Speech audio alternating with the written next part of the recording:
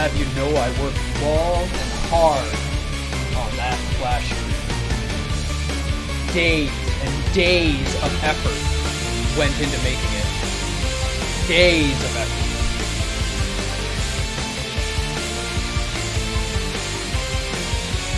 The most.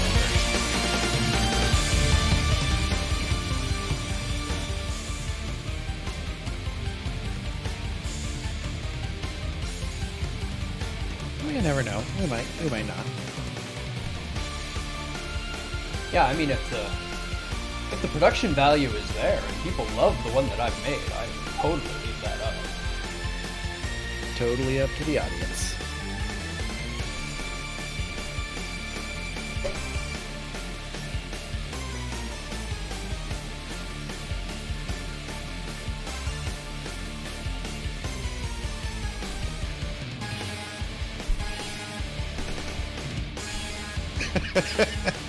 You okay, Deus? Not usually.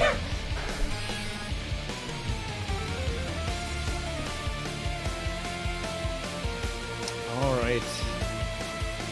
Right. Let's set some information on the bot.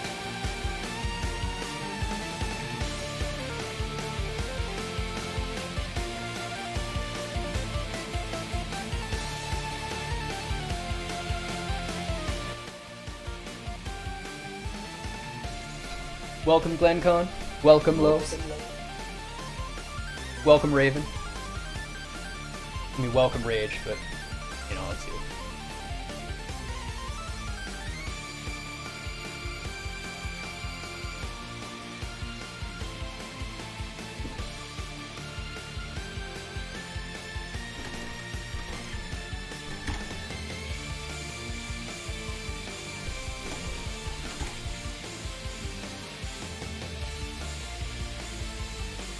Well, apparently I broke it, so the bot's just staying busted for now.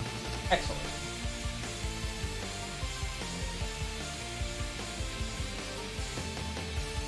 Hey Pookie, how's it going? Hey, Pookie Celeste, welcome to the stream. Always nice to have you here.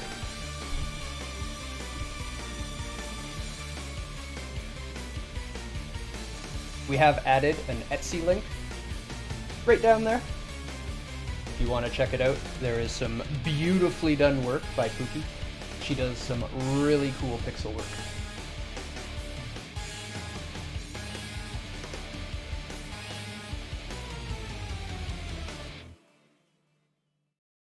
I had to let that song finish. That song was rocking. I was digging out the the bot chitty just tune. wasn't connected to chat yet. Ah, welcome, bot. Welcome, Rage Bot. Welcome, viewers, to a sad stream. I'll try to keep it lighthearted, but it is a sad occasion. The stream itself maybe not so sad. Hopefully the occasion not. definitely is, though. The occasion is very sad. One of the greatest minds in the history of video games has passed. Brad McQuaid, aka Eridune. I couldn't just put a picture of Brad up. It wasn't doable. Also had to have Eridune up there. You have to. You can't just have Brad without having Eridune. He has been Eridune as long as we have known his name. He really, really has. For anybody that doesn't know who he is, Brad McQuaid was the lead designer and lead programmer for EverQuest, EverQuest 2, and later on Vanguard. We will be digging into his life's work a little bit today, give you an idea of what he started out with, what games really were at that time, what he turned them into. And then we'll be talking a bit about some newer MMOs, and hopefully we'll ruffle some feathers, because there's strong opinions there. But we will be looking at what he designed, what his vision was for an MMO, what he wanted them to be, and what they ended up becoming.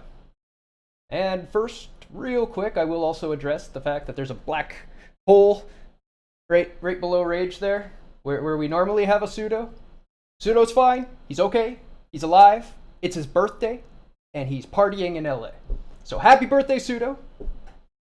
Look forward to having you back. Happy birthday. That blunt I kept for the stream. R.I.P. Brad. Cheers all. Thank you, thank you. Smoke one for Eridune. if you can. So that's the Who Is He? Brad McQuaid, Aradune, what he's done. Literally the father of what we consider the modern day MMORPG. Hey, Pseudo, glad to have you in the chat. Okay. Can I get some Feels birthday man in the chat, please? Happy birthday to you. Happy birthday to you. Happy birthday, dear Pseudo. Happy birthday to you. There we go. I was hoping Rage would join in, but he's just silent. You know, I was going to, and then I realized that the audio latency was going to be terrible. That's actually not everybody a bad, would just have a bad time. That's actually a pretty good point. Good call. Good call. Good call. So Aradune, if anybody's wondering who Aradune is Brad McQuaid's old character, dating back to basically pen and paper, who he always was and wanted to make worlds for. And he included Aradune actually in EverQuest and EverQuest 2. So you could actually go and find the Aradune character, which is awesome. And, a lovely note, he was working on a new project, Pantheon MMO. The MMO is not going anywhere. It is sticking around. A new person is taking the lead in Chris Perkins, very, very qualified. Very good name still. We do expect the game to come out eventually and be awesome. Stoked for it. But they have included an Aradune character now. There is now an Aradune character forever in that MMO to represent Brad McQuaid and his contributions to the game. So, thank you very much, Visionary Realms. That's pretty awesome. Yeah. Lots of respect for Visionary Realms. They're great people. So I guess I'll just kind of dig right in. Brad McQuaid got actually started in game design and development in 1989 was his first game. He was playing soccer in college, taking IT and programming type stuff. Absolutely loved gaming, D&D type fan. Wanted to create digital worlds, not digital games. So him and his friend eventually started the little company called Microgenesis. His friend Steve Clover was the one, and they released a little shareware project called War Wizard. I've queued up a little 5-minute track. I'll kind of give you an idea of what's actually happening in it since it's an old game, and if you're not used to old games, they can be hard to understand what's happening. But here we go. Very, very different things. Here we go. This is War Wizard. So you've missed, he's just started. He's got absolutely nothing. He's got no money. Here, gold 0, right here. Healthy and awake. A male wizard, and he's just kind of wandering around this first castle. So the black marks you see, that's called Fog of War. That was just their way of doing it. So his very, very primitive 1989 RPG was still including Fog of War. You know, we've gone into a shop. Everything costs money, so he's going to try to buy some, and it's just going to be like, no, get out. And I gotta say, as a very first foray into game design, especially at the time, this is pretty incredible. It really is. This was pretty highbrow stuff for the time, considering that this was before I was born. Like, this is an old game. Yep. You'll see the black marks disappear as he goes through the doors, and that's representing now you can see what's on the other side of the door. Very rudimentary Fog of War, but I was amazed that he had Fog of War in his game at all. So now we're back on the world map. I couldn't find anything to do there. Let's go explore around a little bit. That's where he started. You can see on the right, it's tracking the kind of terrain that he's on and the directions that he's traveling. He's found a little tiny hidden wood elf village.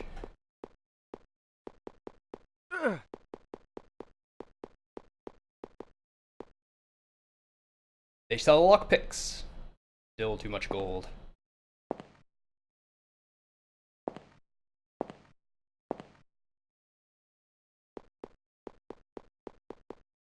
See, one of the things that I love about human thief attacks games like this. Oh, you have lost the 14 initiative. damage by short bow to the head. He just lost more than half his head health in one shot there. You were saying, Rage? Right. One of the things that I loved about older games like this is that they were designed in such a way that, yes, the art style was primitive. Yes, the user interface was very primitive, but you still felt like you were on an adventure. Like Yes. I have played old MUDs multi-user dungeons that are entirely console based. You play them through your terminal, and you still feel like you're in a sense you have this sense of being on an adventure. You're exploring new areas, and it really goes to show that the planning and layout of these games can do even more for you than modern graphics.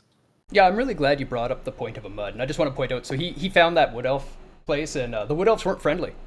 They were just like, no, you're a human, we're attacking you. And he had nothing, so he just ran, and then he got attacked by some thugs while back on his path. So now he's sort of like, oh no, I'm screwed. But I'm glad you brought up MUDs, because McQuaid was a huge MUD fan. He absolutely loved MUDs. They were everything. It was basically just a text-based command line where you talk in a chat room, but the chat room had commands that you could do to be your character, cast spells, interact with other players in lots of different interesting ways. Hey, Chels, welcome to the stream. This is Brad McQuaid's very first ever game, War Wizard, that we're taking a quick look at here.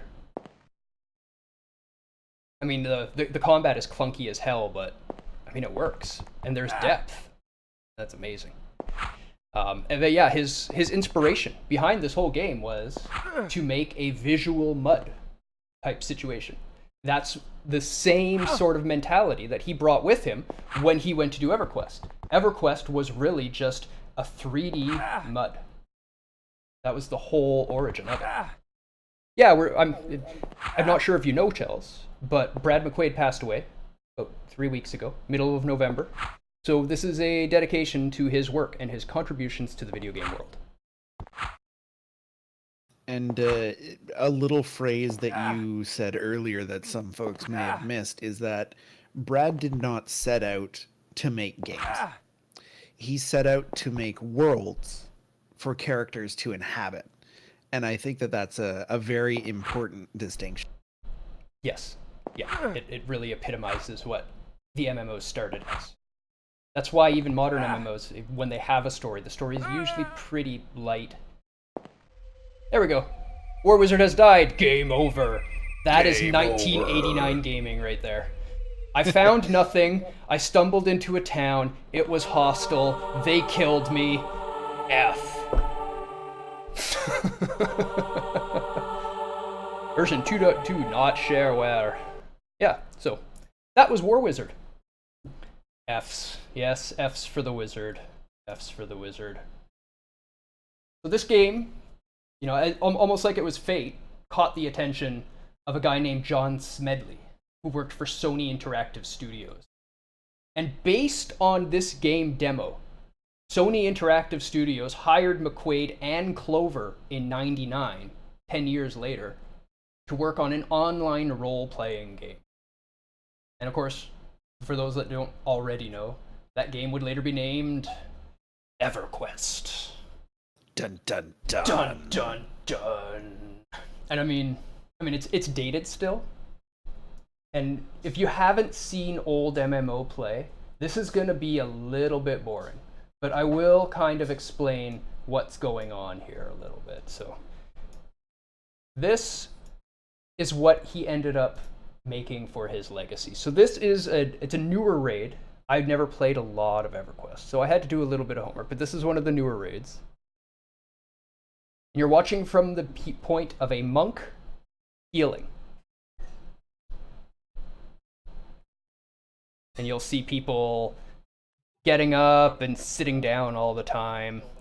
These really slow battles. You can see the health of the boss right here. That's what this is. The Avatar of War, 52%. Dingla's on Rampage. Your UI is literally your 5-person group. Despite having all of the people there, they're all individual groups working together. Because it is an open world dungeon. They didn't have instances at this time. Everything was open. To do a raid, you hoped nobody else was in there already clearing it. If somebody else was clearing it, there was no factions. You could kill them and take over the raid if you wanted to. Everything was a fight. Everything was a competition. But it was Well, if you wanted to, and Alright, if is you that were 45%? capable of it. Yeah. Like this was You were able to. this was You were- back in the thing was, day it where put you there on at was 30%. no policing. Everything was the wild west of the internet, and everybody was just Jingles. trying to get ahead of everybody else. Yeah, you were welcome to try to fight for the content in those days. And it had good Seth, how things, it long do you had have on bad things. defensive? We'll get back to that, but it's just a much slower, more chess-like, more anticipated Turbo, you have defensive up when you sort get of here, right? a setup for a game. Yes, defensive is. I mean, you Give look your at fab. it and it's going so slow compared to new MMOs where they're dancing and dodging everything constantly. But it's not really that much easier. In fact, I think a lot of MMO players going back and trying to play this would come into it thinking, oh, it's going to be so easy without having to dodge all those mechanics, and get fucking wrecked. It was not easy at all. The numbers were much tighter. Threat was tighter, health was tighter, things hit harder. We won't. And they watch had it a different perspective on like setting up content in the games as well. It was designed to be something that you would bring together Pick 'em up, Seth. multiple parties of people and tackle that Call way. it aggro. It wasn't necessarily meant to be clearable by a single character like a lot of modern stuff is. I think Turbuck has aggro, or is that Seth? Yeah, you'll even hear them doing some tank swapping, some threat work. They're managing a lot of different things without the kind tools that have been built in. You know, there's no I turn on this button as a tank and I have threat forever anymore. There's nothing like that. The tank had to be skilled, and As soon as you get the here, damage take dealers aggro could do ASAP. so much damage that they would outscale a tank's threat easily if they wanted to. So all of a sudden you can't just, I'm doing my rotation and this is all that I do. That wasn't a thing back then. It was, I can get this in right now without causing an issue in the scaling of the damage here. You know, I need to slow down at certain parts, I need to speed up at certain parts. I can go full burst at sometimes I'm going to have to be careful and stay way behind the tank. It was just a different approach.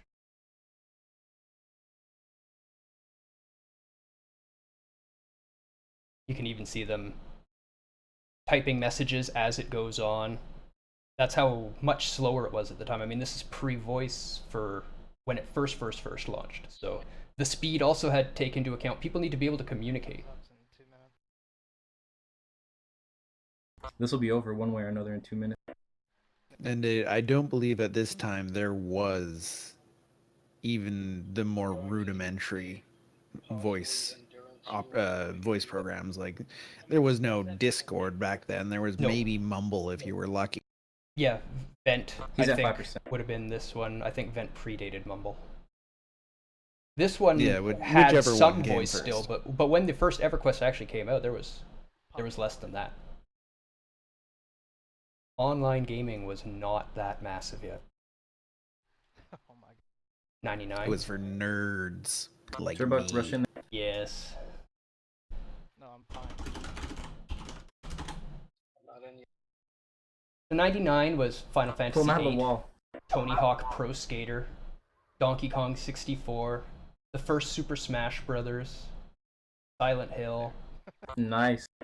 Oh, Silent Hill's Good great. job, guy. Yeah, these are the games that came out First in attempt. 99. So this many people online talking to each other at the same time. It was pretty groundbreaking.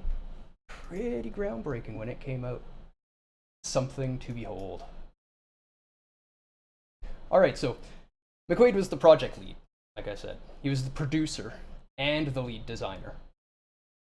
That putting Aradune in a perfect position to bring his life's dream into reality, as I said, creating a living world for people to explore and experience.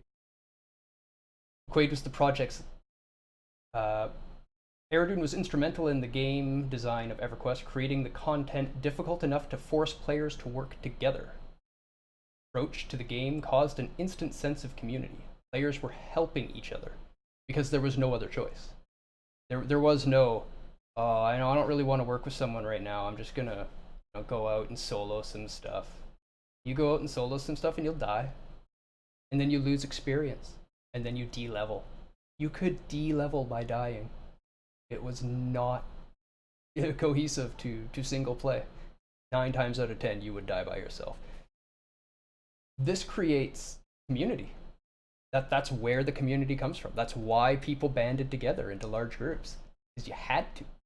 If players don't have to work together, they won't. 99% of them will not. You're faster by yourself. Don't have to wait for other people. Don't have to organize a group. So if you're putting out content that's too easy, people aren't going to work together. On the opposite side of the coin of those community aspects was the brutal side of the PvP, allowing players to truly complete palpable sense of loss and dread. You could lose your gear. You could be caught in a bad area, killed by other players, and have your gear taken. That gear takes years to get in some cases. If you don't have a guild to help you go farm it all up again, that could be devastating. So not every server was like that, but to have that in some areas, it creates a deeper play. It creates like I said, a more palpable sense of fear. When you're about to die, you're not thinking, oh well, I'll just run back to my body. You're thinking, I'm about to lose everything. Totally different game. Totally different game.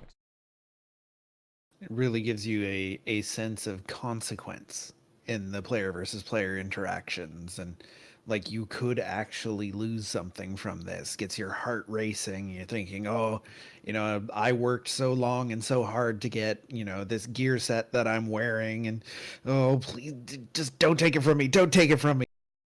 Yep, yeah, and sentimental value, all the memories and work that went into getting that gear. But at the same time, if you've done all the work to get that gear, you should be stronger than them. So as long as you're as good as them, you should win. It'd come down to some skill. Although, don't get caught alone. Never get caught alone. Always have or friends. without a cable modem. But on the design side, that's really a feeling that has not been recaptured in MMOs since. And there's going to be some angry, like, there's been some great PvP MMOs, so I didn't play them, but I have to give a shout out to Dark Age of Camelot and Shadowbane. They were legit good PvP MMOs, and I wish I would have had time to get more into those ones. The other thing that Brad was responsible for that is still touted many times today in the gaming world is the Holy Trinity. Does anybody know in chat what the Holy Trinity of MMOs is? Can anybody actually name them, the three? I'll give you a second. I'm pretty sure GlenCon can. The question is whether or not he's paying attention. Can he, though? No clue from Raven. I'm pretty sure Chels and Pookie could have a bit of input on there, too. Pookie's actually cleared Eden 4 Savage now. She is done on the XIV content. Ooh, very nice. Yes, well she's done, cleared Pookie. her first raid. Congratulations, Pookie. Clap, clap, clap, clap, clap, clap, clap.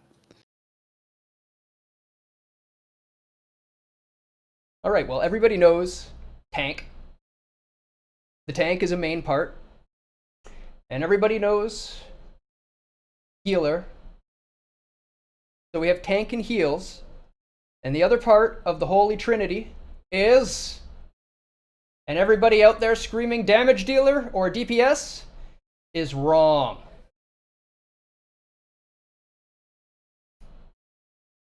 Brad McQuaid's original Holy Trinity was tank, heals, and crowd control. Damage was just something you do between your job. That doesn't exist anymore. I was just about to say, it's a very, very different way than things are set up now. Yeah, it totally changes the game, removing crowd control from the Holy Trinity. I mean, there is, I think, 2 crowd control abilities I can think of in 14, and they're not on your bar. Okay? Says a little bit of something about the design. Yeah. Yep. So, yeah. Aerodune, original envisioning, we've lost it. We're gone. But we will come back to this a little bit later when we're talking more in-depth MMO mechanics, because I want to stay a little bit more focused on Aerodune himself. And the massive success of EverQuest, and if anybody doesn't know how DPS would sound logic, but crowd control is abnormal answer to guess. Yeah, well, everybody knows it as attack, or tank heals and damage dealer, or DPS now. And for God's sake, people, stop calling yourself a DPS. Use DD. You're not a damage per second. You're a damage dealer. I'm a damage per second. Every second. Drives me nuts. Drives me nuts. I always say DD and everyone's like, what's that? Damage dealer. That's what you are. I've also heard DD defined as direct damage. Yep, direct That is damage another could also be appropriate name. But not all DDs are necessarily direct damage. You could be doing AoE damage and still be a DD. This is true. So yeah, if you didn't know, EverQuest was one of the most successful games ever. Just some news for you, in case you missed that part of gaming history. Obviously, because of that, he was brought in to build EverQuest 2 at Sony Interactive Entertainment. After doing both of those, that was 2004, was EverQuest 2, which was also met with critical acclaim. Lots of people loved it. Never quite the same fervor that EverQuest had. They didn't have people dying quite as much playing EverQuest 2. EverQuest was the first game to have, people on the news going, some guy played this game so long he died. That actually happened. They were so addicted, they played it until they just died. They didn't eat, they didn't drink, they just played until they fell over. Don't do that. Yeah, bad idea, as it turns out. So EverQuest 2 was released in 2004 and met with, the success. It did not differ a lot from EverQuest. It brought in some UI tweaks, some new concepts, mostly what we call quality of life changes, making things easier to interact with, less clunky. But the core principles and concepts are all still there. I'm not going to go too much into that one because I do want to dig in to what actually happened with his final project before Visionary Realms brought him in, which was Vanguard. And with Aerodune having immense rise in fame and success, and being one of the leading visionaries in EverQuest and EverQuest 2, he left Sony Online Entertainment, and he started his own company. Grabbed fellow EverQuest alumni Jeff Butler, and in 2002 they picked apart the EverQuest team, started their own dream team, created a company called Sigil, S-I-G-I-L, and went on to create one of their own MMOs called Vanguard. So in 2003, Aerodune announced to the world that they were starting their own MMO, and they had this incredible dream team, and they were going to take it in a new direction, and it was going to be amazing and stupendous, and everybody in the world, including me, was salivating, chomping at the bit to get a hold of this new, beautiful thing that Aerodune was working on. Because after all, if Aerodune was working on it, it was gonna be great. He had 2 games under his belt, EverQuest and EverQuest 2. There's not a lot of failures in that history. You're probably expecting good things from that one. Oh yeah. I have to laugh just saying it. So his dream team set out for their first smash hit, and he came out with the idea to create an MMO that went back even more to the roots of MUDs. He wanted to get that classic, I am the person, the world is just here, and we are out in it, forging our own path feeling even more. So in 2000, that sense of adventure that I alluded to earlier. Yes. Very important. Yes.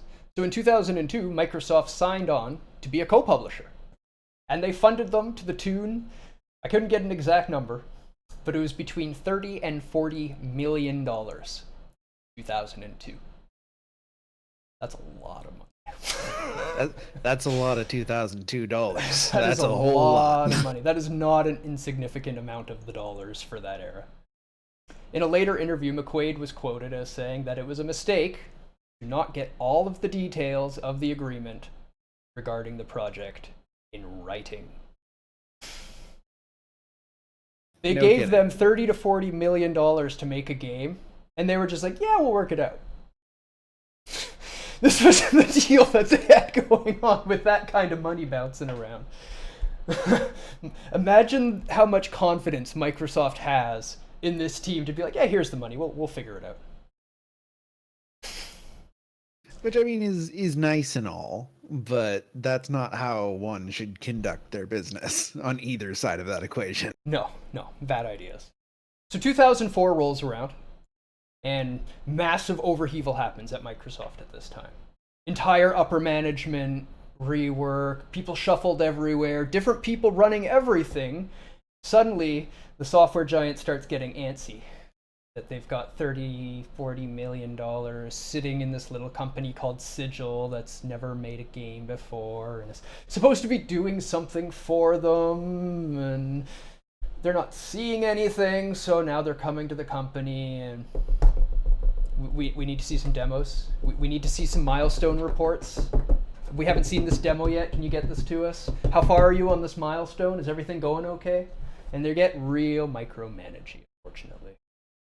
This, combined with McQuaid's casual dismissal of World of Warcraft, possibly the biggest mistake he ever made.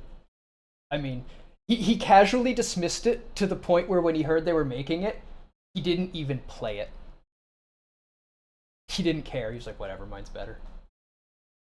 Which, to be fair, may well have been true. Possible. May well have been. But you don't ignore the competition. Especially not from Blizzard. Blizzard has had a couple successes as well. Just a few. Well, back when Blizzard North existed, anyway. Yes. Yeah, but you still don't ignore a game coming out from Blizzard. It's gonna get mass attention.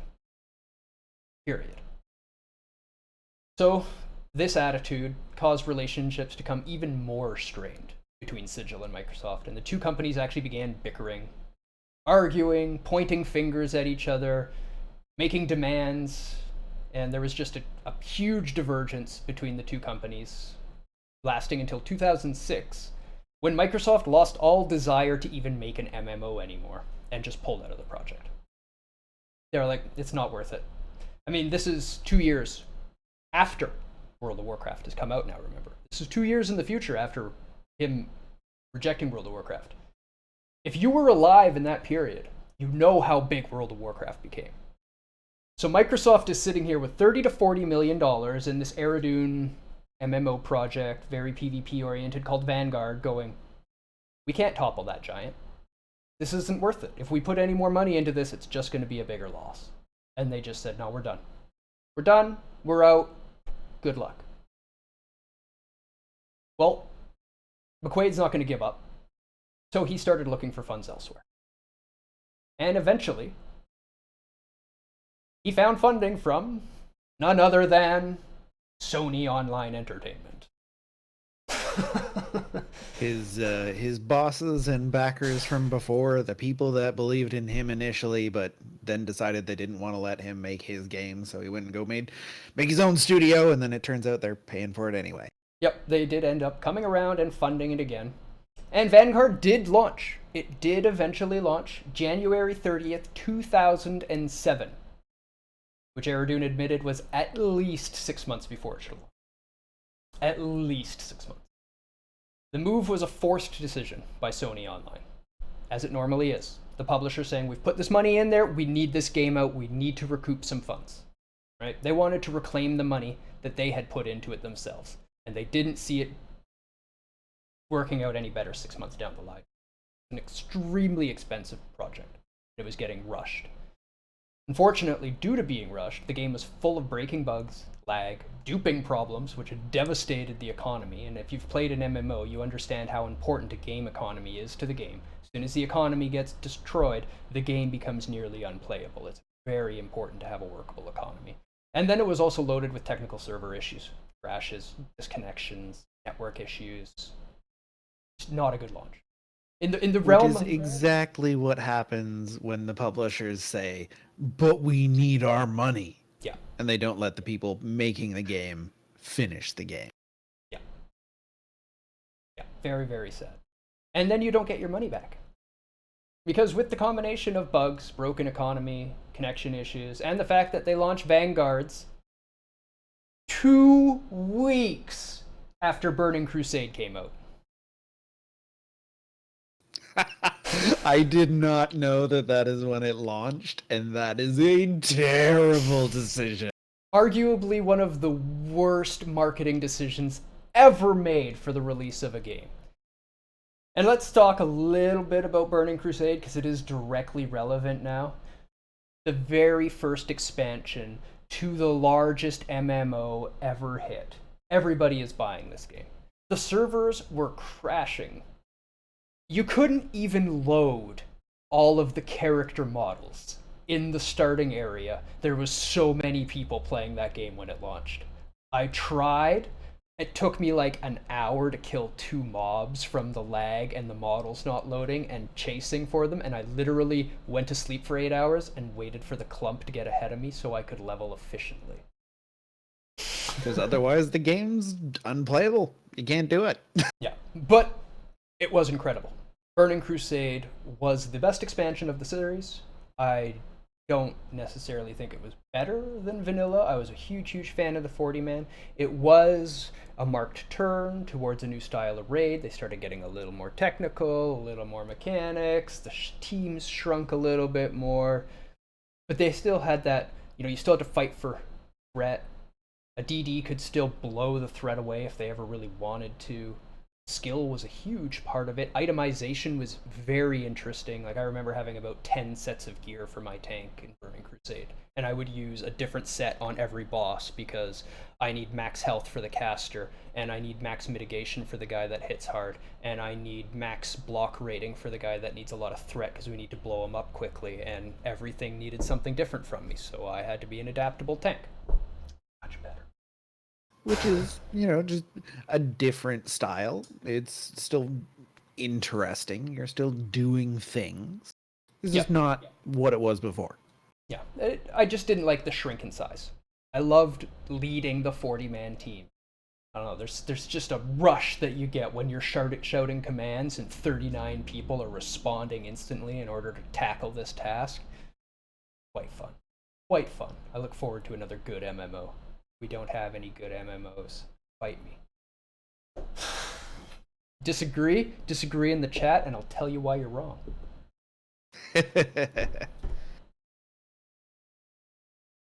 There may also be one coming soon. One that you have sold to me at great lengths that maybe I might actually enjoy. Oh, I hope so. I don't know. We'll see I how hope so. What you're going to enjoy about it is us getting strong together and then just roaming around in the land looking for people and fucking ganking them. That's how you get hooked on the MMOs. Then you're like, I want more gear. Yeah, we'll see. We'll see. So, Vanguard, releasing at that time. It did actually live a few months. It made it a couple months releasing at that time. It retained 90,000 subscriptions from 200,000 initial sales within 2 months. Which, to be fair, going up against Burning Crusade is pretty damn good. It grabbed the entire hardcore PvP market. Anytime PvP got brought up during the Burning Crusade era, it was automatically, oh, you gotta play Vanguard. It was broken as hell, but it had that hardcore PvP to it. It had that, I'm gonna lose something when I die to it. It had that, he's gonna lose something when I kill him. And it's just far more rewarding. It really is. And this, of course, was the writing on the wall. You don't lose more than 50% of your initial subscriptions within the first 2 months and survive. It just doesn't happen. That launch is so important to an MMO and their longevity. It's expensive to maintain servers, and it's a lot of programmers and asset creators in order to keep creating content to keep that player base there. you need to have a certain number coming in. Well, Oh. and late and end game content is something that most games struggle with, but it's even more crucial with an MMO. Oh yeah. Like you have to have something there for the hardcore people who are just gonna power through the content that you spend the last 3 or 4 years making, and they love it. They want more.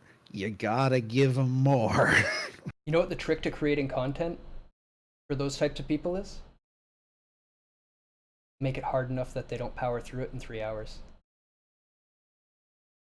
Yeah, I mean that's totally valid. It's just something that nobody does anymore. Nope. No, we were saw a conversation in a Discord talking about 10 out of 10 difficulty raids. There was some talked about in some newer WoWs. I admit some of the super high-end heroics were there. The only one that I really agreed with the 10 out of 10 rating was from Rift, and that's Achilles. I went back to do an Achilles raid. After the expansion, we had all gained 10 levels. We had all raided in the expansion. We were all fully geared in top tier raid gear in the new expansion. Hey guys, if I had to guess your names, ages, and jobs, what's that, Ace Platinum? What's my job, other than talking about video games?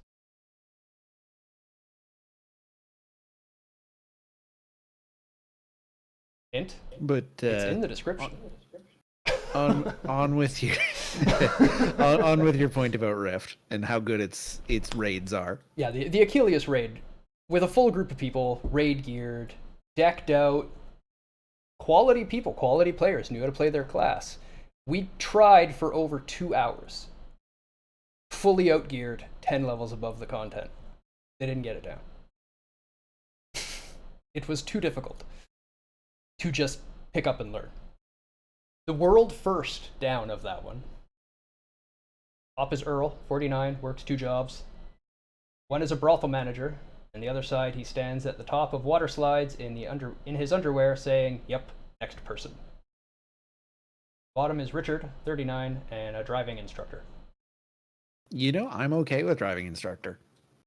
I'm all right with that. And I'm okay with my Speedos.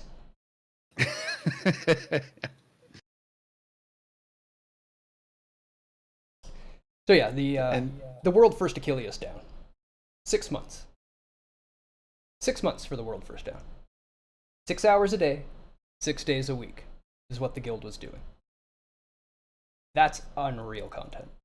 That's insane. Oh yeah, for sure. And it's the sort of design that you just don't get these days. Like you don't get the truly challenging, difficult, tightly tuned multiplayer content. You get something that is fairly similar these days in games that are part of or trying to imitate the Souls series, where you do have fairly tightly tuned damage gates and health pools, but it's not something that you really see anymore.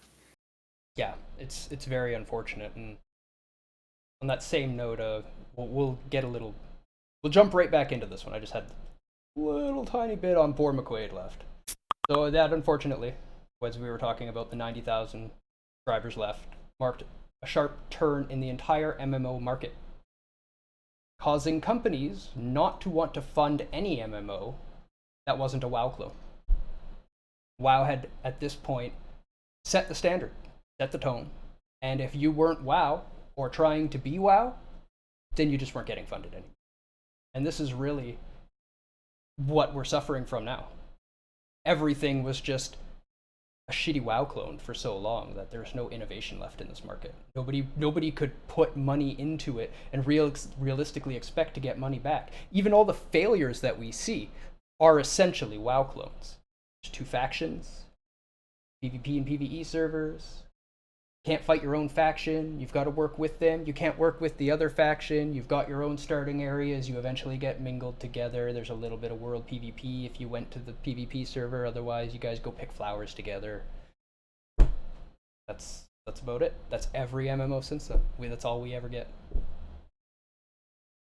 Pantheon is not like that. And if you haven't seen Pantheon, I absolutely, you know what? For Aradune, I'm going to show you all a quick Pantheon trailer. This was his final project. This is the game that Deus is trying to be, has been trying to sell me on, despite the fact that he knows that I'm not big into MMOs, especially not modern ones.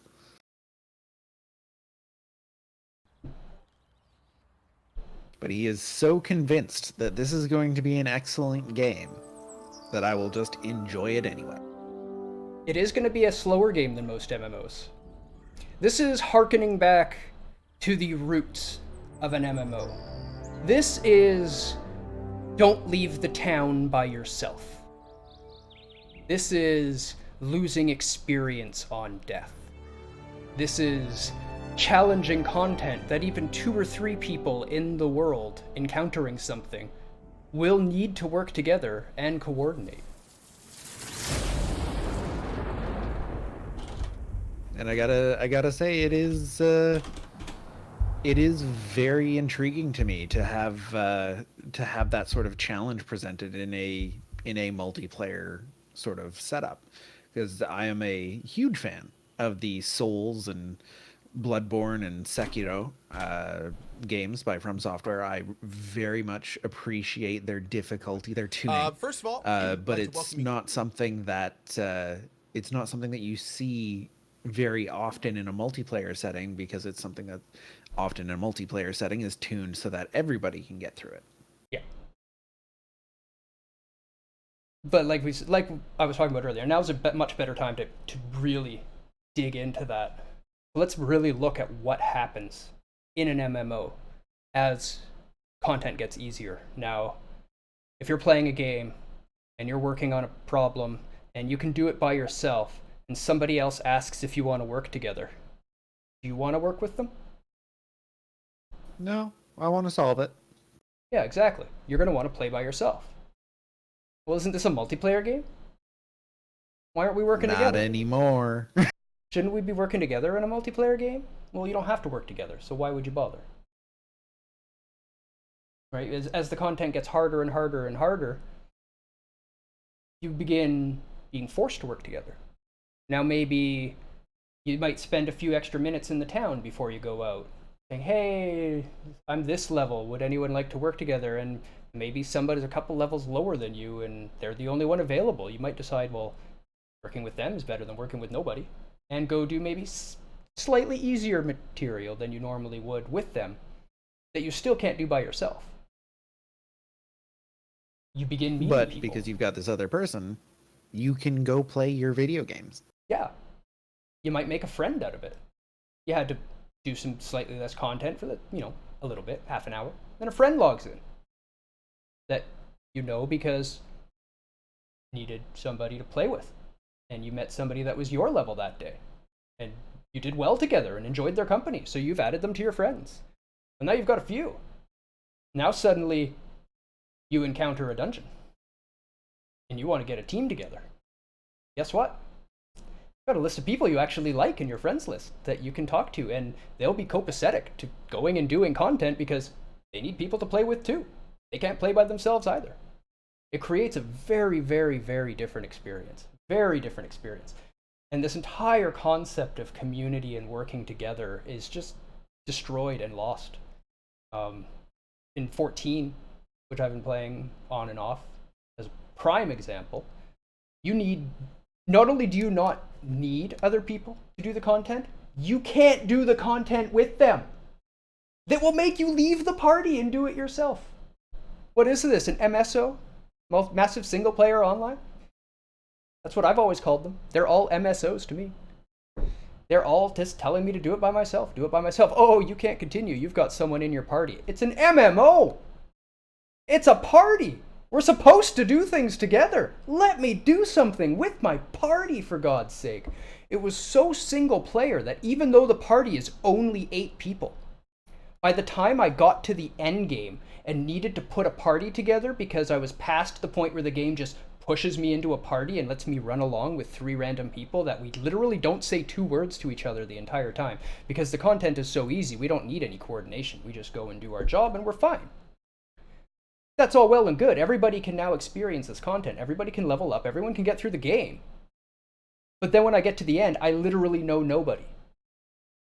And nobody really wants to chat or talk or make friends. They're like, I'll just, go do it with random people until you get it done. Not fun. I want friends. I want community. I'm playing an MMO to meet people. I want to interact with people.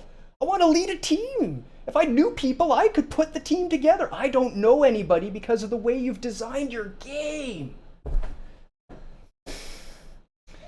And it's something that a lot of people will miss out on, specifically the fact that it is to do with the game design. It's not that people are more insular now. It's not that, all these hardcore players are jerks. Well, some of them are.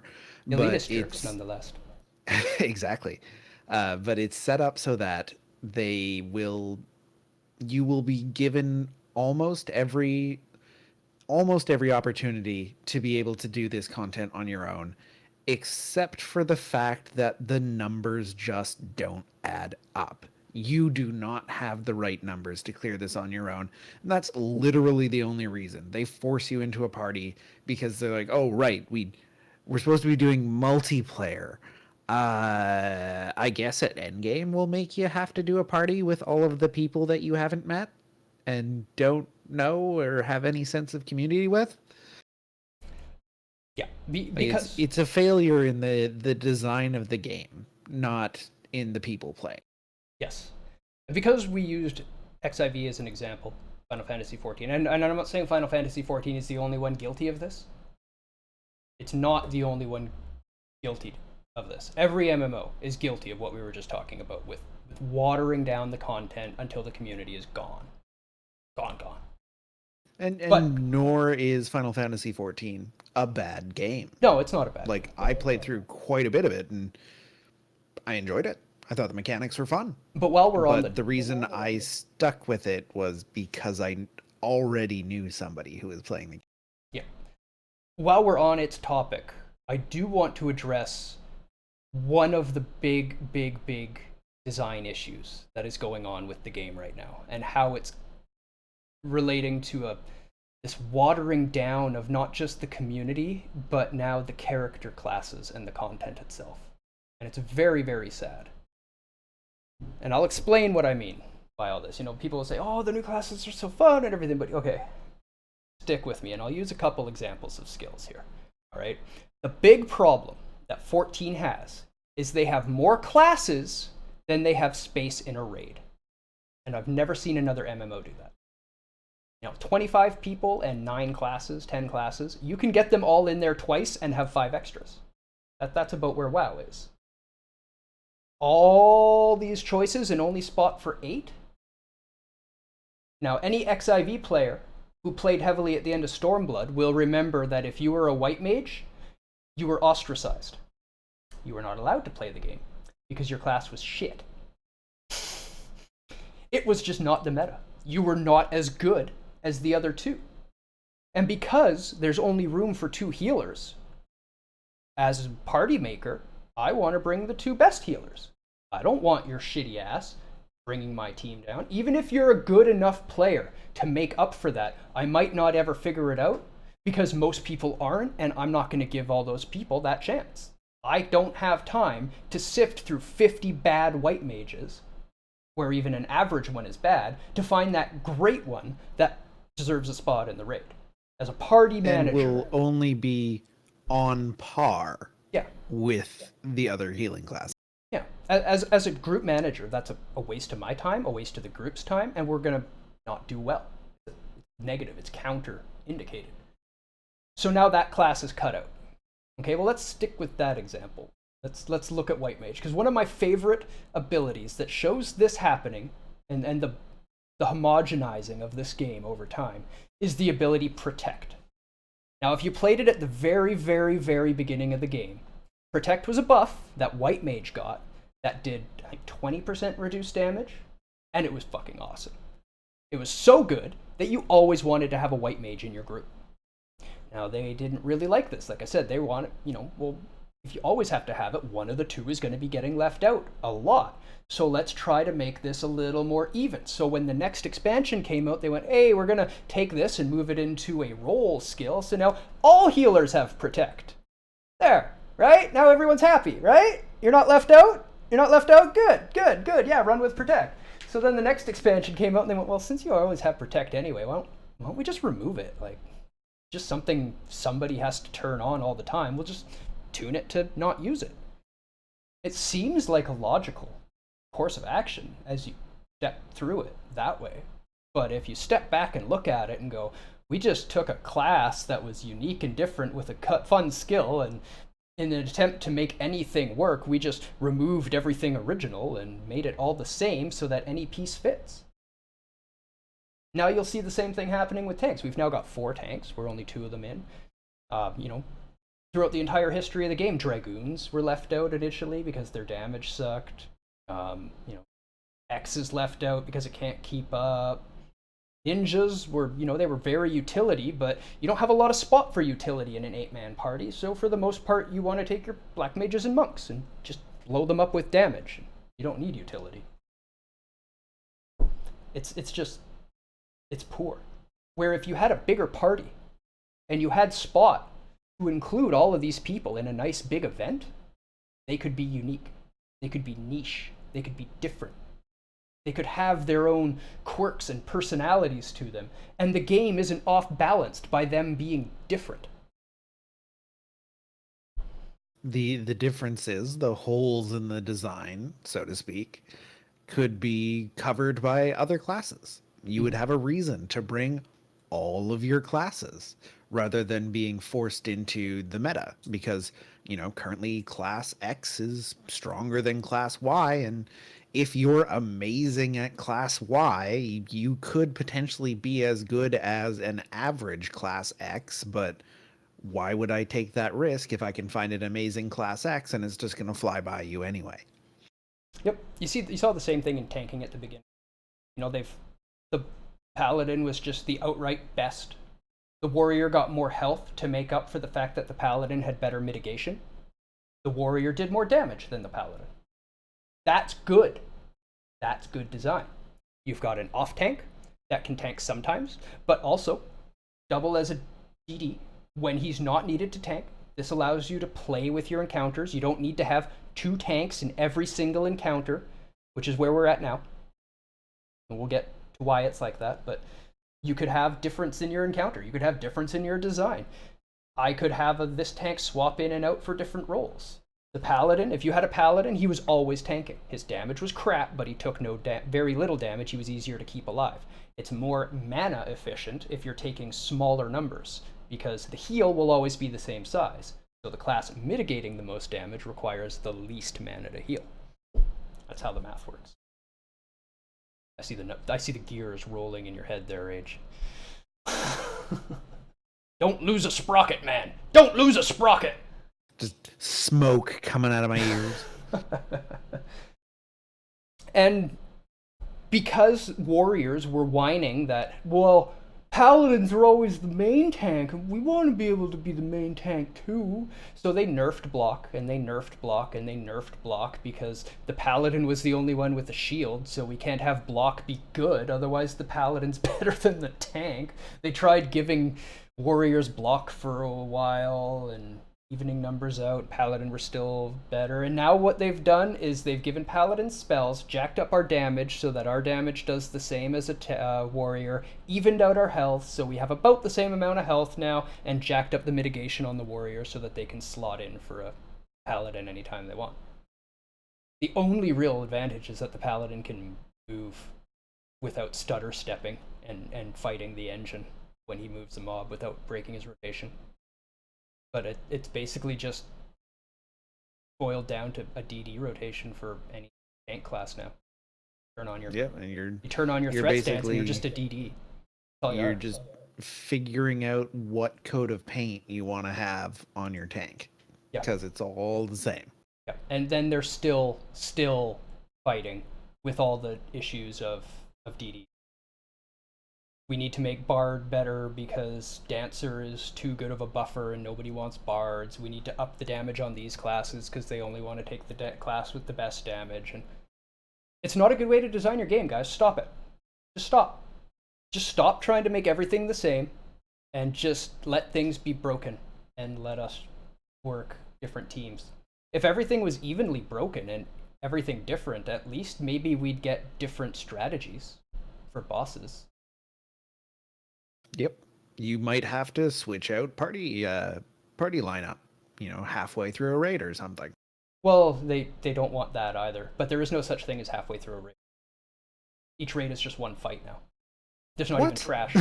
Yeah. You queue for the raid, you pop into a little square, you fight the boss, and you're done. And that's the raid. And then each raid has 4 of those. Yeah. Okay, well maybe you'd need to go grab your monk shoes rather than your archer shoes or something in between fights. They have the design, yeah, they have the design elements in place. You can be every job. You can. And a click of a button lets you change. But you cannot change when you're in an instance. Just let us change when we're in an instance so that we can, that would be great. Hey, I need to be a monk for this fight because we need the bursty melee DPS. And then the next fight, okay, all the melees have to change to something a little more ranged because this fight blows up everything around it and we need to do this different strategy and have people actually changing like this as you go through and using the fact that you've given us all these classes. That would be awesome. That would be good design. It would be incentive for people to actually level up all the classes and your content would get more playtime. Yes. Make it more interesting all around. That's what Rift did. In Rift, you could change spec in an instance. As a mage, I want a DD. My mage was a main healer. And I'd get in there and the healer would be trash. Always. I mean, I'm holding them up to my standards, and they were never as good as me, so I'd just be like, get out! You can't heal! I'd kick them out, and we'd sit there and look for another healer for like 15 minutes and be like, okay, fine. I'll heal.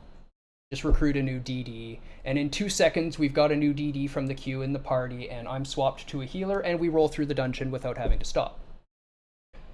I cannot do that in 14. I can't, queue as a damage dealer and then the tank sucks and we sit in queue for half an hour for a tank when I'm literally like, I'm a tank.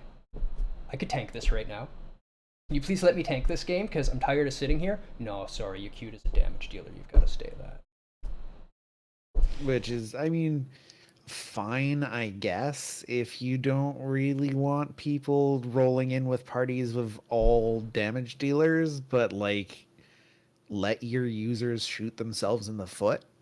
Yeah. Let them do that. Give them agency. There was a hilarious WoW raid with, I think, 2 or 3 healers, 1 tank, and the rest of the 40-man party was ice mages. And just nothing can move ever again. Well, no, they went and fought Ragnaros, who actually takes additional ice damage. It was the very first ever pre-Sun's kill. Wow. Yeah. He melted. It was like nothing I've ever seen before. Absolutely. Now I'm going to have to go look that up. Yeah, anybody who hasn't seen the all Ice Mage Ragnaros from Classic WoW, it's quick too. You're not going to be watching the video for long.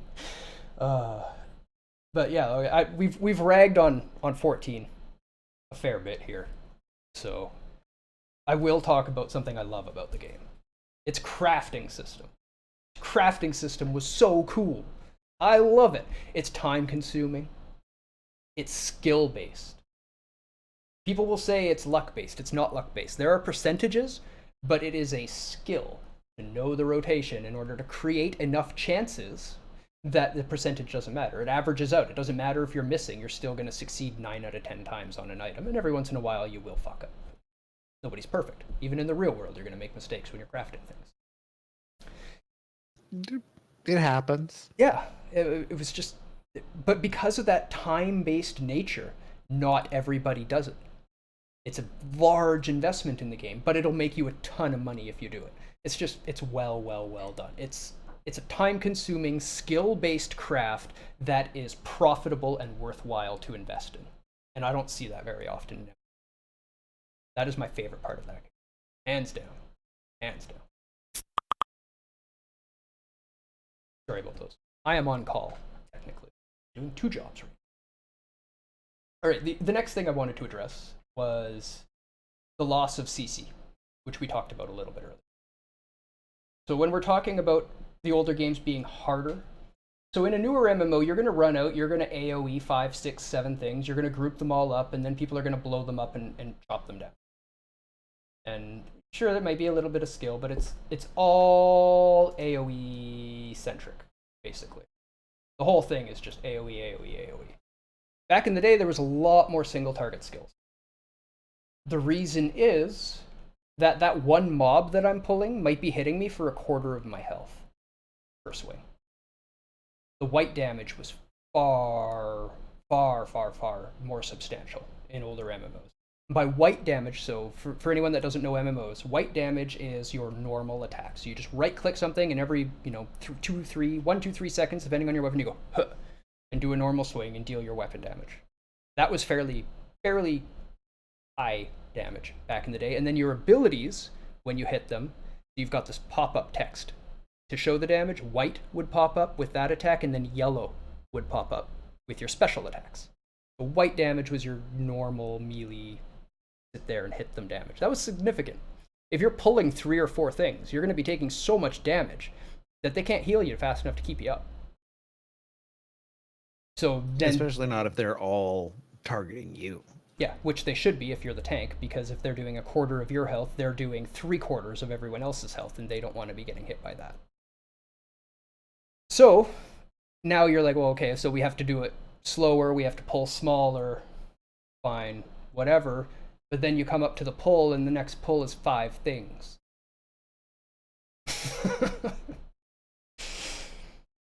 So you would have to be, okay, I'm going to pull this one, you mesmerize this one, you stun this one, we'll focus our damage on this one, we have to kill it before the stun wears off, you refresh the mesmerize, we'll burn the stun one down, then we've got only 3 at any given time, and the heals just maintain rolling on the tank while he alternates threat to make sure all of them come after him, while the damage focuses on their threat so they don't go too hard on the target while he goes around to make sure the massive heals the healer is throwing on him keeps the threat on him and not on the healer. It looks boring as hell. It really does.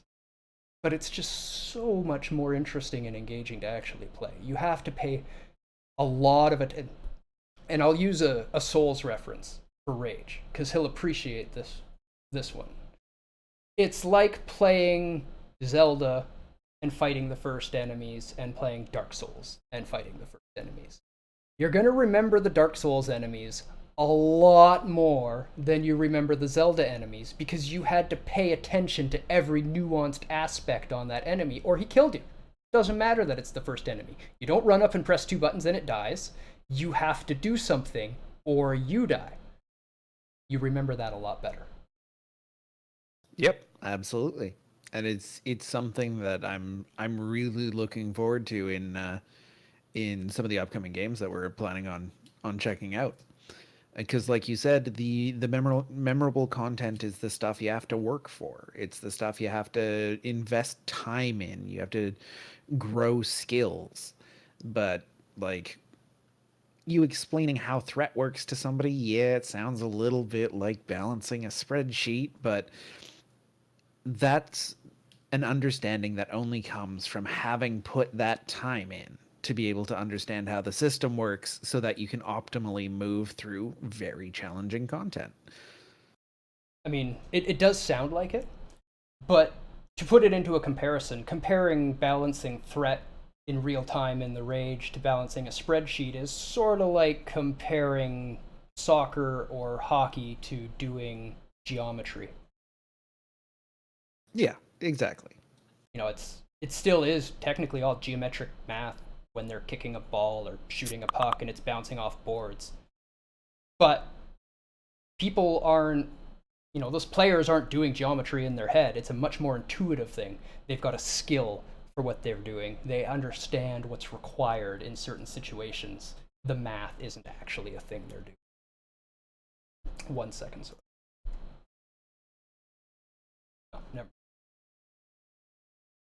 I thought I had an on-call. Turns out it was just an announcement that it is now beer o'clock. Everybody Beer enjoy o'clock. your beer o'clock. Cheers if you have one. I don't have one. Well, No beer for me. neither do I. Now I feel left out. Somebody send us beer. Beer? Beer? Anybody? No? No, I think we're SOL. It is no beer o'clock for you. Cheers? Okay. That I can do. That I can do. You're gonna crack one for me? I would like to also ask, if you are out there for beer o'clock, pour out a sip for Aradune. He's thirsty, and I'm sure it's dry up there. Feel left out too. Okay, somebody send Chels a beer as well. She needs beer. That's right. You'll crack one? Excellent, excellent. We need everyone cracking one for Aradune. That was talking about the loss of CC and the rise of AoE. Chels, I know you played some older MMOs, right? Do you have any input to anything that we've been saying? If you want, feel free. I would love to hear your opinions. Cheers for beers. The simplification of threat is another topic I had written on here. I think I mostly dug into that while talking about the differences between CC versus AoE. But it's just such a marked difference I see in dungeons. Like you go back and do a dungeon now, and it's literally just a guy running through and grabbing everything without stopping. Not fun. It's not interesting. It reminds me of somebody speedrunning a level. It's literally what it looks like. They are speedrunning the dungeons because they're so easy and they've done them so many times that that's how you do it now. I want stuff that can't be speedrun. I want stuff that doesn't say, we've made it harder by putting a timer on it. That's not harder. Artificial hard. You've just given me a crappy time limit. I'm not allowed to enjoy your game for any longer than this amount of time. Just make it hard. Just give me something to actually overcome. You know. Well, I mean, to be fair, if they're the kind of game designer that are gonna put a timer on a level, you probably don't want to spend that much time on that level anyway. No, you're pretty much right on that. Though there were some of the, like when I went back to the not the latest X-Pack WoW, it was a little while ago. But I tried to play it for a bit. When I was on night shift, I wanted something to play, and I was like, oh, if I'm going to play an MMO and work the night shift, the only way I'm going to get any decent numbers is playing WoW. So I went and redded it. But some of the later dungeons did get a little better.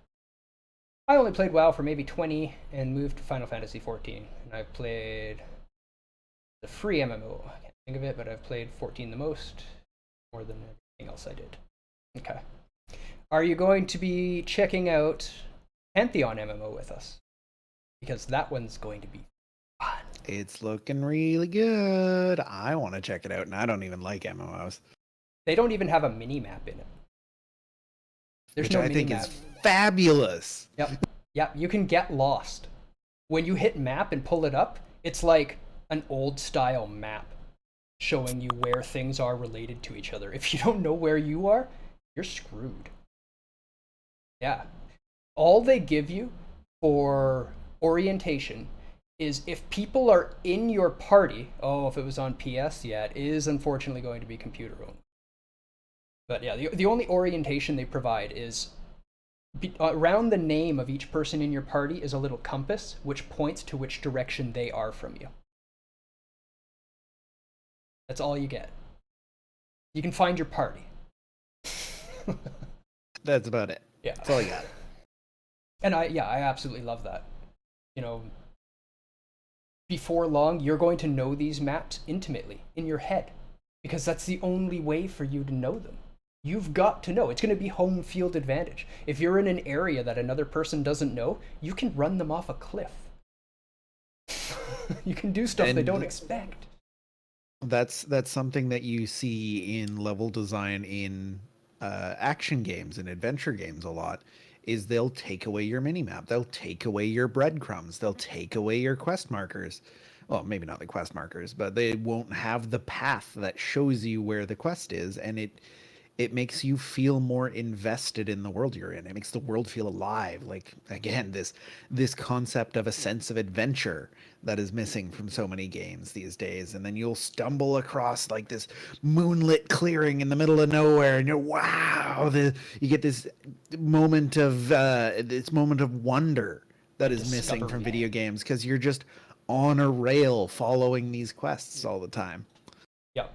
As a side note to you talking about that, rail following the quests with pointers, and when you're in, like, it's a phenomenon I've noticed even with myself. I'm a competent gamer. I can get through games. I can pay attention. I can figure things out. I can create, little links between bits of information and get insight.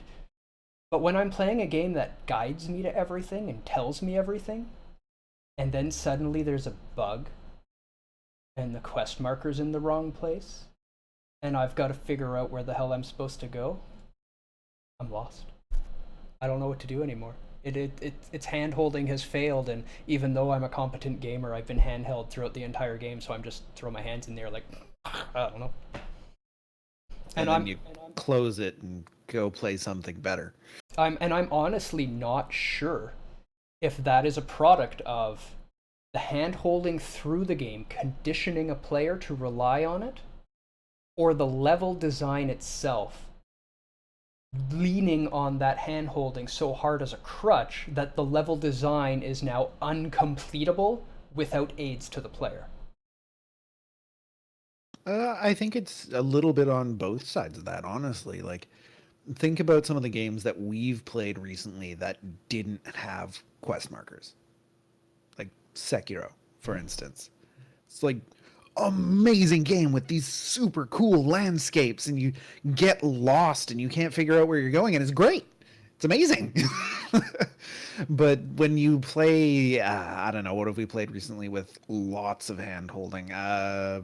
Borderlands 3 in the early bits. Jedi. What else were we playing recently that we were complaining about the hand holding? Jedi was the one we complained most about hand-holding. Yeah, Jedi. I have no urge to explore in Jedi. Absolutely none. Yeah, I didn't really have any desire to go anywhere either. The map kind of shows Oh me yeah, where I and can. Halo. Halo is incredibly directed. No interest in exploring. Yeah, there's nothing to explore in the Halo one anyway.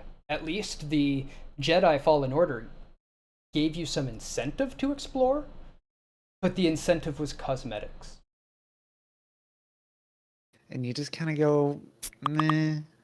I found an outfit I like. I have a lightsaber that I think is pretty cool. Got a skin on my droid that's pretty sweet. And then you just kind of go, okay, I'm done. Yeah, I'm good with this. I've got enough health to finish the game. I'm just gonna go do that now. So I did. I think the last boss took me like 4 attempts too. Yorm, much, much harder. And I love that they gave you the tool. You just, if you find it, you find it. If you don't, you don't. Honestly, even if I found it, I probably would have been like, no, I'm gonna kill him with my fist. Yeah, I mean, I had my little swords, but I'm like, no, I'm gonna just keep fighting him with these. Yeah, that was a fun fight. That's one of my favorite fights in that game so far. I'm almost sad that there's such a cheesy way to kill him because he was fun. You had to really understand the getting good basics that we always talk about with state machines and recovery animations in order to time yourself where you're safe. And that's why I keep saying you got to do a fist weapon only playthrough. Low damage is fun. It is. It is. We may get there. Like I said, when we do a low damage playthrough, we will be doing the sub for death. Sub for death. Yep.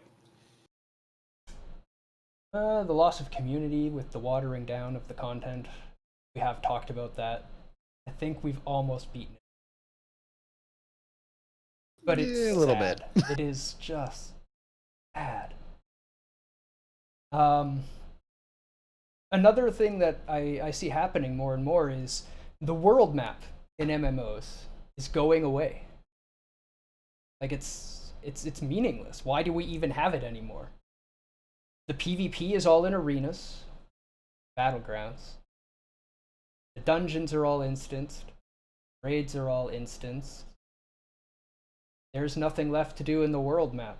Final Fantasy 14 does have fates, but they're boring. You can solo a lot of them, and there's no real point to doing them. They're just not that fun anymore. The last really good world events we were getting was Rift, again. And that's a long time ago now. Rift is an old game. Why are they the only one doing world events well? Those world events would kick your ass. I'm a level, I'm 20 levels from top level, maybe, kind of in the mid-range. I'm working through an area, all of a sudden, elementals invade. The whole province that I'm in is now destroyed by strong elite elementals, and we really literally need to bring multiple guilds of geared out people to start clearing these places, and people are all forming into groups. You can't go around solo. There's elites roaming around, killing everything. They're killing the mobs, they're killing the players, they take over. You can't even quest until you've gotten together as a team and dealt with this shit. That's a cool feature. That is an engaging community feature. That is something that gets people playing your game. The world matters suddenly. I sat back for a while trying to think of what I would do in the world in Final Fantasy XIV. Essentially, the only thing you have to do in the world in Final Fantasy XIV is see how beautiful the world is. And to be fair, it is very beautiful. It is a very beautiful good game. looking game. You can spend a good week or two exploring all the different areas and all the beautiful spots in them. That's not a month's worth of sub. It's just not.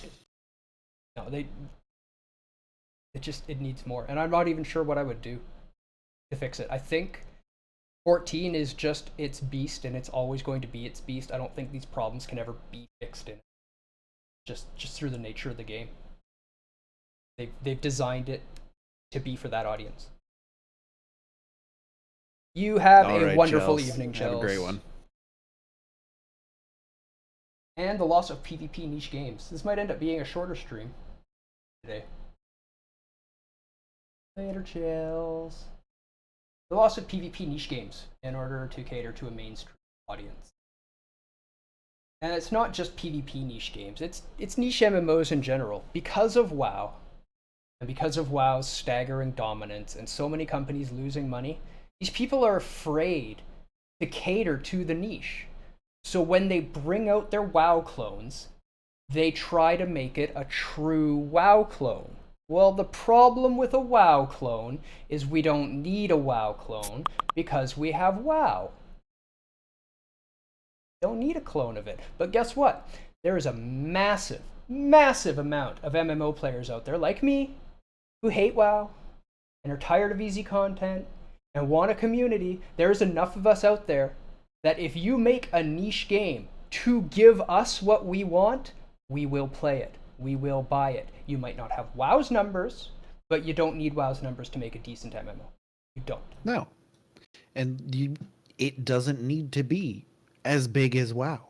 You don't need to launch with like 17 X packs worth of content or whatever we're on now. You just need to focus and make your game actually good. I always like to use the meat and potatoes reference when I'm talking about game design. All right? There's a lot of sauce out there. People love sauce on their games. Sauce is all those cool, unique, different things that people try to do to their game, the things that set them apart. But there are a lot of games out there, and some of them even fantastic, classic games that have no sauce. They are a meat and potato game. And a meat and potato game can be just as good as a meat and potato meal as long as the meat and potatoes are well done. Yeah, you can get absolutely. a fantastic, enjoyable meal without the sauce. You just need to do the elements of the game that you have in there properly. That's it. You don't need to reimagine threat. You don't need to reimagine community. You don't need to reimagine any of this stuff. It's all been done well, and there's nothing out there doing it the way we want it. Just make something well done with the basics, and we will buy it. We'll buy it en masse, and we'll pay you monthly, and we'll keep playing it as long as you let us torture each other in there. Don't listen to the whiners. Don't listen to the bottom 5% player base. That's WoW's game. WoW goes to the forums and goes, wow, these 14-year-olds are complaining the loudest. Let's make that change. All the mature players that are enjoying the game because it was well made, because guess what? Game designers know more about making games than the 14-year-olds playing them. Stop listening to them. They don't know game design. They just buy games. Make a good game. Someone's always going to complain. Don't listen to the complainers. Stick with your good game, and it will keep selling. Those changes ruin it. That's why WoW is getting watered down. That's why 14 is getting homogenized so hard. Because there's always somebody in there saying, I'm not as strong as them. They're stronger than me. That happens. It's an MMO. It's not balanced to be you versus anybody as a one-on-one is a good matchup. It's balanced to be this party versus this party. Let's see how they use their unique abilities to work as a team to see which one comes out on top. If you homogenize everything, there's no point in working as parties. And that's on the note of sauce. Like, there's a game that's very near to my heart that is considered one of the most generic games ever, Call of Duty 4. I have played literal thousands of hours of that game, and it's fabulous. Just the shooting mechanics work really well. The guns feel good. The audio is good. The map design is good. Does it have, fancy tanks and planes in it? No. Does it have jetpacks? No. Does it have flamethrowers? No.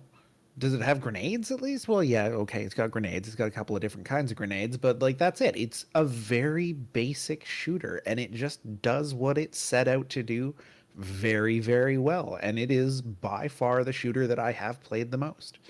And let's take a look at another game, Counter-Strike. Counter-Strike is not a complicated game. Actually, Counter-Strike had some very unique sauce on it. That was the one that started the buying your loadouts based on money from killing people. Sure, but the mechanics of the game. Yeah, the meat and the potatoes were still well done. It's a shooter. The meat and potatoes were well done on that game, but I'm saying that's one of those rare exception games where the meat and potatoes are well done, and it had some fantastic sauce. Yeah. That's why it's so legendary.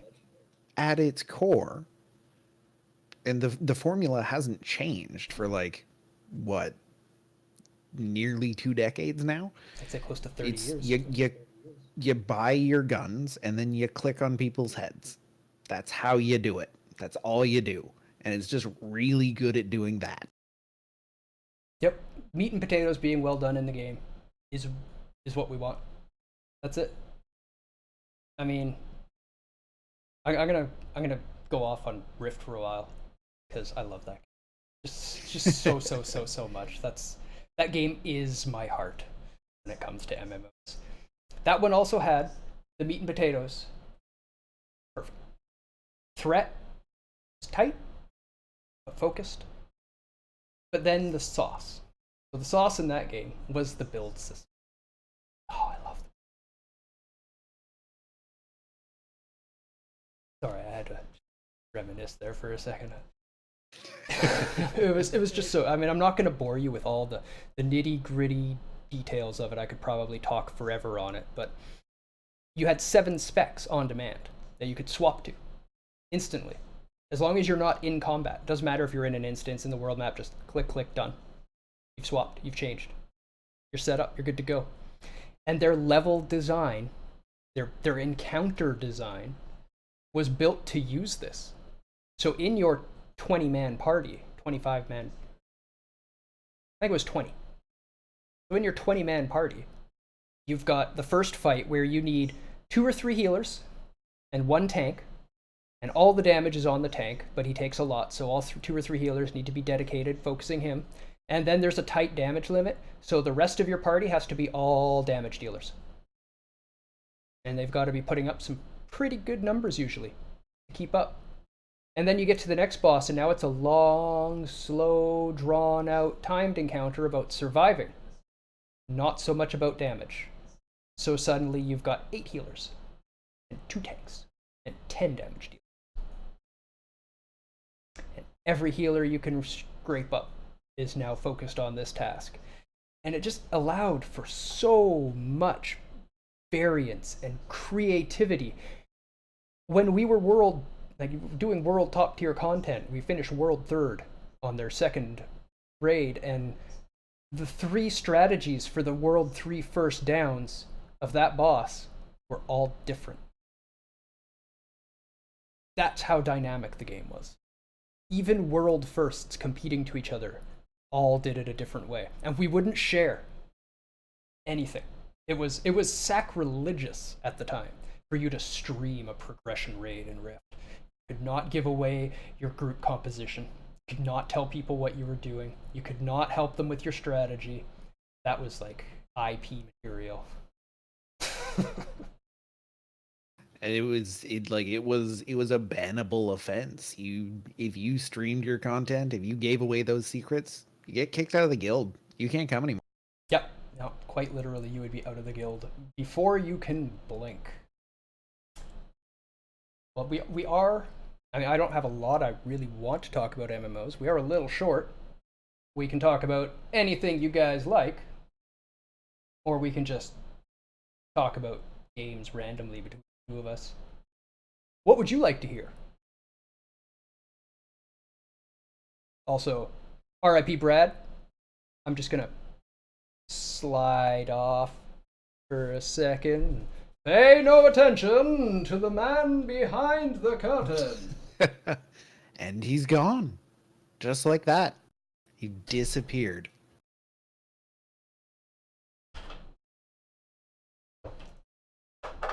Well, what game are we most looking forward to, Rage? Right now. You mean coming up. besides Doom Eternal? I guess it's probably Doom Eternal that we're most looking forward to coming, isn't it?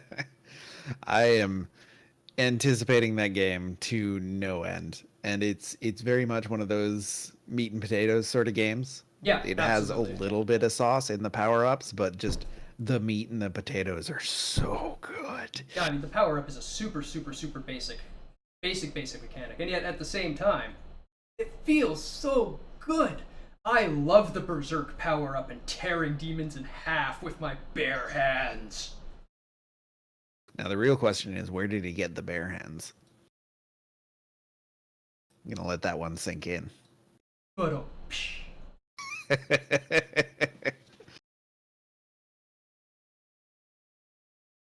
Yeah, Elden Ring. That's another great one, Pookie. I feel like most people in the stream are probably looking forward to any new IP that From Software is working on. I know I definitely am. absolutely. And normally I am not the kind of guy to be into an open world game, but if From Software is taking it on, okay, I'll try it. I'll trust you. You're good at making video games.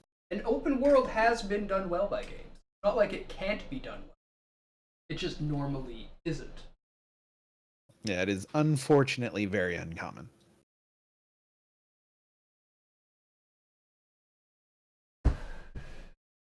Let's see, what else is coming? Cyberpunk? I'm looking forward to Cyberpunk. 2077. Cyberpunk has my vote. Yeah, I am very reservedly excited for Cyberpunk because I love the idea of the game. I love the world. I love the aesthetic. I love the crowd tech that CD Projekt Red has been working on. Like, the crowds look incredible. Yeah. And it makes it feel like it's a living city. It's just Witcher 3 was a little too open world for me. Yeah, and it looks more like a tight-packed metropolis in this game. So hopefully it doesn't have the same shortfallings that Witcher 3 had. And not taking anything away from Witcher 3, it was a perfectly fine game. The world was beautiful and the story was well done. I just couldn't ride for 5 minutes on end point to point in order to get all the story. Yeah, I found that between the quests, I enjoyed the quests, Yep. but the time between quests was not particularly good. Raven is also hyped for Cyberpunk. Yeah, As you Cyberpunk should. is going to be swank. Yeah, we will definitely be checking out Cyberpunk as soon as it drops on the stream. I will be live, and we will be reviewing it and digging into how well done its meat and potatoes really are. Maybe we can even isolate some of its sauces. And I'm definitely looking forward to having a good cyberpunk aesthetic game, because there hasn't been one since what? I want to say probably System Shock 2. Yeah, pretty much. And is I mean, not to take away from Deus Ex, but Deus Ex always had a certain amount of clunk and jank to it. I was never a fan. I've never liked any of the Deus Exes. Even though my name. But I mean, dude, Deus Ex is always one of those games for me that's like it's fine. There's nothing wrong with it. Just didn't particularly like it. Yeah, you know me, I'm not a big shooter fan. Anything in the FPS view with a gun in your hand has to be pretty special for me to enjoy it. And yeah, the controls sucked. Controls sucked too much for me to. Deus Ex's controls suck. They just do. I'm sorry if you loved the game. You love a game with shitty control. It happens. No, it's like me and Borderlands 2. Borderlands 2 doesn't feel great. It's old, hasn't aged well. A lot of the design was questionable, but I love it. I'm enjoying it Have too. a lot of fun with it. Yeah, it's not the greatest game. Its shooting mechanics do kind of suck. It's fuzzy. Some weapons, but fun. Well written. You know, everybody has their games they like that are. Everybody out there likes a bad game and dislikes a good game. Every single person. Oh yeah. Never ever get offended by me calling a game good or bad. I will call a game I love bad. Because it's a bad game. I just love it. You can find enjoyment in bad games. You don't have to like good games. If it's not your style, you might not like it. There's a certain type of game I call transcendent, which is so good that it doesn't even matter what genre it is. Like, anybody can play it and you're just gonna like it. Chrono Trigger. Chrono Trigger, Super Mario RPG. Yeah, It's another great one. What bad games do I like? Mystic Quest. Oh. Yeah.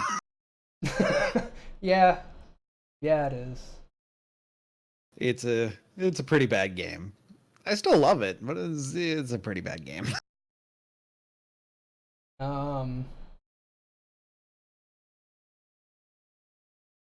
That's one of my Jungle favorite Strike? terrible games. Jungle Strike for the Genesis. No, I never played that one. It's pretty bad. One of my favorite bad games is Clicker Heroes. If anybody has me on Steam, you'll see I'm playing it right now. It's a terrible game. You don't most of the time that you're playing Clicker Heroes, it's just running in the background doing stuff. It's not a good game, but I love it. It's great. Yeah. Slaughterhouse. I love that game. That's not a good game. It has some hilarity to it. Was that the Yes, it was. the NES game that I played over at your place? TurboGrafx 16. Yeah, that was really fun. I liked that game. It was not a good game, but I liked that game. We laughed hysterically. The developers of it were a little sadistic, and they know exactly how many pixels your punch animation is. So they have this enemy that if you're standing there and just spamming punch like this over and over and over again, the enemy will stop 1 pixel before you hit him, and his arms are longer than yours, and he'll just go, and hit you. Every And then you time. die. Yeah, and then you just die because you only get 1 hit. That happened to me like 3 times, and every time it was hilarious.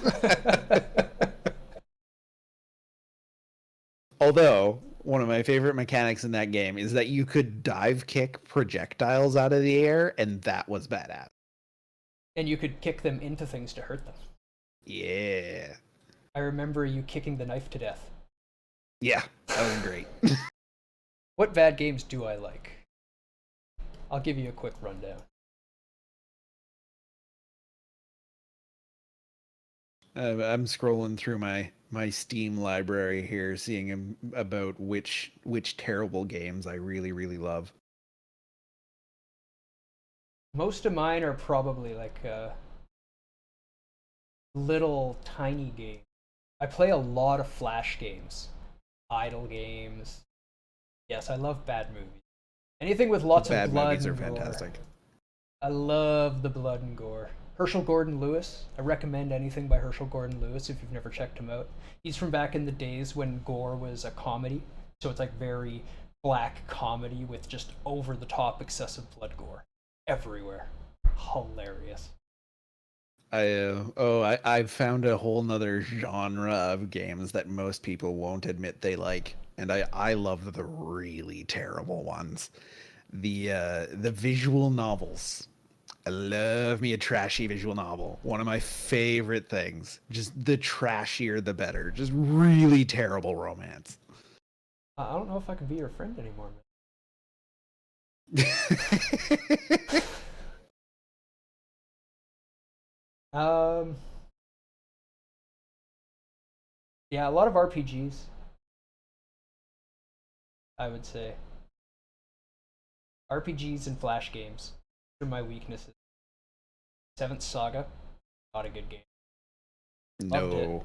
not a good game. Oh man, Raven, you know I love me some terrible romance visual novels. You know it. Oh, and I love base building games. I play a ton of base building games, like all of them, and there's a lot of bad ones. Oh yeah, I see a base building game, it gets sent your way, and then you go, meh, and then you play it anyway. Yep, pretty much. I mean, one of us has to. Got to figure out what it is. On that front, if you haven't played Factorio, go play Factorio. Do it. Factorio is amazing. That's one of those transcendent ones where you might not play it forever. You might not get super into it and make like crazy computers from basic components in the game, which people have done. Random access memory and long-term storage memory and computational boards with multiple switches. They did pretty cool stuff in the game. But just the basic of getting all the factories running in order to build your rocket ship and get off the planet, so fun. So fun. Just do it once. Worth the $30. No, I'm noticing another trend as I scroll through my Steam library. I'm apparently really into Diablo likes. I have a lot of Diablo likes. ARPGs? Yep. But specifically loot driven ARPGs. Yeah, yeah. I have Torchlight, Torchlight 2, Path of Exile, and Titanfall. It's the Titan one. Titan Quest. Titan Quest, thank you. There was a new DLC for Titan Quest that came out recently. Really? Go play it. Really? Yeah. I remember liking that game. That was a pretty well done game. Meat and potatoes were quite well done. Nothing special about it, but its meat and potatoes were very well done, and that's why people continue to love it to this day. If any developers are listening, do your meat and potatoes right first, put your sauce on afterwards, and you can't go wrong. You can't pour sauce on a charred brick steak and pass it off for palatable. Or a raw potato. Nobody wants to eat a raw potato, no matter how much sour cream and bacon you dump on it. Can't drive this point home anymore with this analogy. I think we've kind of beaten it into the ground. All I can do is hope that if anybody has watched it, they get the message, figure it out. Those are my recommendations.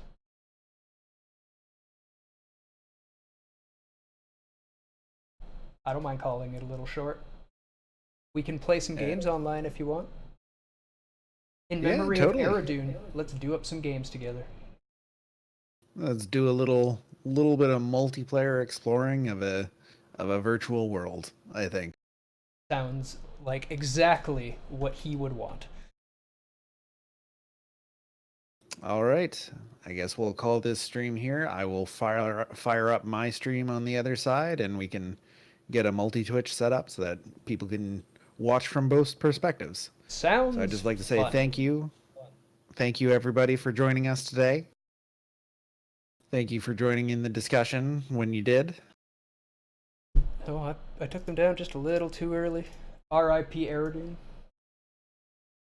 May you rest in peace. I hope you have an entire new virtual world to explore up there. Yes, F's in Rest chat. in peace, friend. Thank you for your contributions. Thank you to everyone else for joining Games by Design tonight. I am Deus. And I am Rage. Back shortly with more headshots. So may all your shots also be headshots.